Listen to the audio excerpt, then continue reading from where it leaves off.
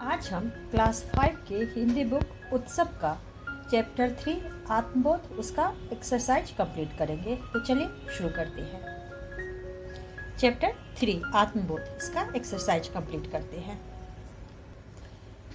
साधु का क्या नाम था? तो रामानंद।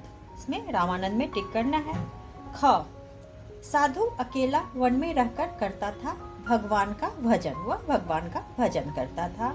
रामानंद ने किसकी पूरी तैयारी कर ली थी? क्वेश्चन नंबर ग यात्रा की। उसने यात्रा की पूरी तैयारी कर ली थी। घ तपस्थली सप्त सरोवर पर रुकने के बाद उसे जाना था कहाँ? बद्रीनाथ। इसमें बद्रीनाथ में टिक करेंगे। अंग रामानंद ने धन छुपाने के बाद निशानी के लिए क्या बनाया? तो उसने बनाया था शिवलिंग। शिवलिंग में टिक करेंगे। च पहले दल में वणिक का क्या नाम था? तो वणिक का नाम था मेरुदत्त। अब है क्वेश्चन नंबर 2।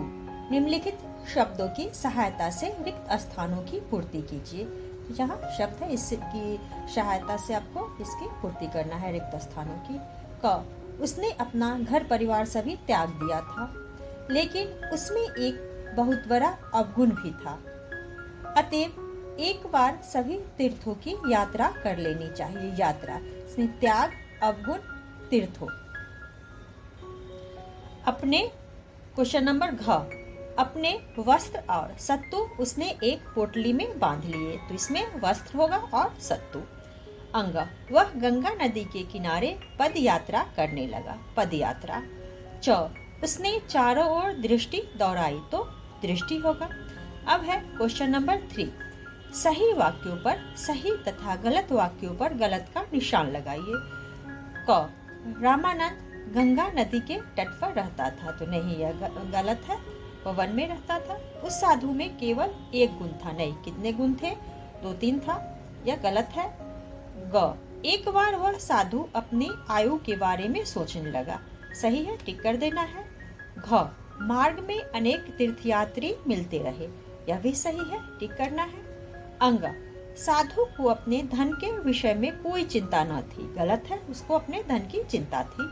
च लगभग 3-4 मील चलने के बाद रामानंद रुका। यह गलत है। तो 2.5 मील चलने के बाद वह रुका था। अब है निम्नलिखित प्रश्नों के उत्तर दीजिए। तो क्वेश्चन नंबर क रामानंद ने किसका त्याग कर दिया था? तो रामानंद ने अपना घर परिवार सभी त्याग दिया था। क्या लिखेंगे? रामानंद ने अपना घर परिवार सभी त्याग दिया था। अब है क्वेश्चन नंबर 2। रामानंद में कौन से गुण और अवगुण थे?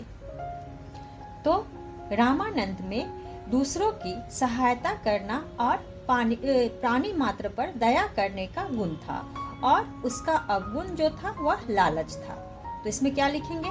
रामानंद में दूसरों की सहायता करना और प्राणी मात्र पर दया करने का गुण था, और उसका अवगुण लालच था। अब है क्वेश्चन नंबर ग रामानंद क्या सोचकर तीर्थ यात्रा पर गया? तो इसका आंसर होगा रामानंद ने सोचा पता नहीं कब मृत्यु का ग्रास बनना पड़ जाए, अतएव एक बार सभी तीर्थों की यात्रा कर लेनी चाहिए। अब है घ मार्ग में रामानंद को क्या चिंता सता रही थी? तो मार्ग में रामानंद को अपने धन की चिंता सता रही थी कि कहीं कोई डाकू लुटेरा मेरा धन ना चुरा ले। अंग रामानंद ने गंगा के किनारे क्या किया?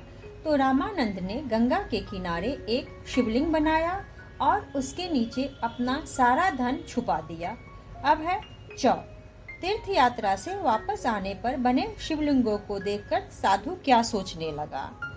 तो इसका आंसर होगा तीर्थ यात्रा से वापस आने पर बने शिवलिंगों को देखकर साधु सोचने लगा, देखो किसी ने ठीक ही कहा है कि वह धन नष्ट हो जाता है, जिससे हम न तो दूसरों का भला करते हैं और न अपने लिए ही उसका उपयोग करते हैं। मैं तो सन्यासी हूँ, मुझे तो धन के लोभ में पड़ना ही नहीं चाहिए। भगवान ने मुझे शिक्षा देने के लिए ही यह सब किया है। अब व्याकरण से क्वेश्चन है। इसमें निम्नलिखित शब्द समूहों वाक्यांशों के लिए एक शब्द लिखिए। तो क तपस्या करने वाला तपस्वी, लालच करने वाला, लालची। तीर्थों की यात्रा, तीर्थयात्री। झूठ बोलने वाला, झूठा। शिक्षा देने वाला, शिक्षक। अब है जो शब्द संज्ञा शब्दों की विशेषता बताते हैं उन्हें विशेषण कहते हैं, तथा जिन संज्ञा शब्दों की विशेषता बताई जाती है उन्हें विशेष्य कहते हैं। अब है पाठ के अनुसार सही विशेषण विशेष्यों के जोड़े बनाकर लिखिए। तो काले काले पत्थर, यहाँ पे काले काले पत्थर। ऊंचा सा शिवलिंग।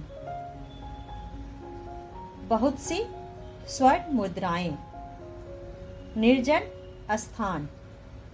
2-2.5 मील इसको करना है। फिर है परस्पर उल्टे अर्थ बताने वाले शब्द विलोम शब्द या विपरीतार्थक शब्द कहलाते हैं। निम्नलिखित शब्दों के विलोम शब्द लिखिए। अनेक, इसका विलोम होगा एक। मृत्यु, जन्म। प्राचीन, नवीन। अवगुण, गुण।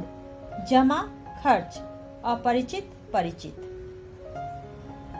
तो आज के लिए इतना ही। अगर आप लोगों को यह वीडियो पसंद आए तो वीडियो को लाइक करें और चैनल को सब्सक्राइब करें।